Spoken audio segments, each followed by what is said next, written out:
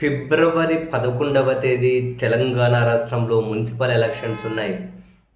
ఈ మున్సిపల్ ఎలక్షన్స్లో మా తరపున వచ్చి ప్రచారం చేయండి అని తెలంగాణ బీజేపీ అధ్యక్షులతో పాటు కేంద్ర మంత్రి కిషన్ రెడ్డి గారు కూడా ఇద్దరు వెళ్ళి ఆంధ్రప్రదేశ్ ఉప ముఖ్యమంత్రి జనసేన అధ్యక్షుడు ఉన్నారు కదా, ఆయన ఇంటి దగ్గర పోయి పిలిచారు.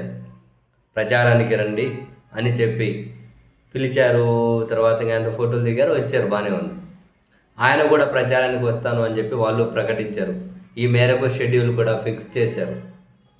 కోర్స్ తెలంగాణ సమాజం నుంచి ప్రశ్నలు వచ్చాయనుకోండి, అండ్ తెలంగాణ బీజేపీలో కూడా చాలామంది దాన్ని వ్యతిరేకించారనుకోండి. తెలంగాణ వాళ్ళ దిష్టి తగిలి కొబ్బరి చెట్లు అలా అయిపోయాయని చెప్పి వ్యాఖ్యలు చేస్తారు. ఆయన ఎప్పుడేం మాట్లాడతారు ఆయనకే తెలియదు, ఆయన అవసరం ఏముంది ఇక్కడ అని చెప్పి కూడా ఒక వ్యతిరేకతగా అనిపించింది. ఎనీహౌ మొత్తం మీద అయితే ఆయన షెడ్యూల్ రేపు ఎల్లుండి అంటే 7వ తేదీ 8వ తేదీ వస్తారు అని చెప్పి షెడ్యూల్ ఉంది, 2 రోజులు. బీజేపీ వాళ్ళకు ప్రచారంతో పాటు జనసేన కూడా ఓవరాల్గా 330 వార్డులలో ఏమో పోటీ చేస్తూ ఉన్నారట, వాళ్ళ తరపున కూడా ప్రచారం చేస్తారు అని చెప్పి అన్నారు. అండ్ మనం మాట్లాడుకున్నాం కదా, దీని మీద ఆంధ్రప్రదేశ్ ముఖ్యమంత్రి, ఆంధ్రప్రదేశ్ ఉప ముఖ్యమంత్రి ఇద్దరు కూడా వ్యూహం కూడా రచించారట.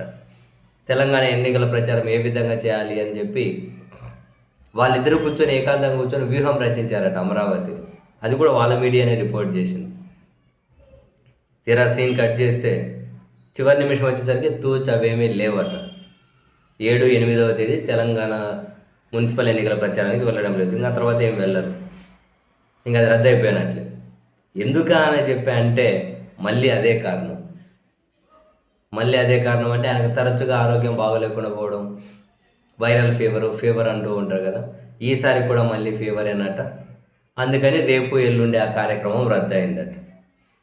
జ్వరం వల్ల రద్దయిందని చెప్పి చెబుతూ ఉన్నారు. ఈ జ్వరానికి కూడా ఏమీ టైం సెన్స్ ఉన్నట్లేదు, నిజంగా ఎప్పుడు రావాలి అన్నది కూడా తెలియదు. పాప ఆయన తెలంగాణలో బీజేపీని జనసేనని గెలిపించే బాధ్యత భుజానికి వేసుకొని ప్రచారం చేసే కొద్దామనుకుంటే అంత కీలక టైంలో మళ్ళీ ఆ జ్వరం వస్తుంది. ఆంధ్రప్రదేశ్లో ఏదైనా క్యాబినెట్ సమావేశాలు, ఏదైనా కలెక్టర్ల కాన్ఫరెన్స్, ఏవైనా అత్యంత కీలకమైన సమావేశాలు ఉంటే ఆ సమావేశాలకు కూడా రాకుండా అప్పుడు మళ్ళీ జ్వరం వస్తుంది. రెగ్యులర్గా ఏదో కీలక కార్యక్రమం అంటే ఆ జ్వరం వచ్చి అటెండెన్స్ వేసుకుంటూ పోతూనే ఉంటుంది. ఏదో బొత్తిగా ఆ జ్వరానికి టైం సెన్స్ కూడా లేకుండా పోతుంది. ఎనీహౌ మొత్తం మీద అయితే మళ్ళీ ఆ జ్వరమే వచ్చిందట. తెలంగాణ ఎన్నికల ప్రచారంలో అయితే ఆయన వెళ్ళడం లేదు.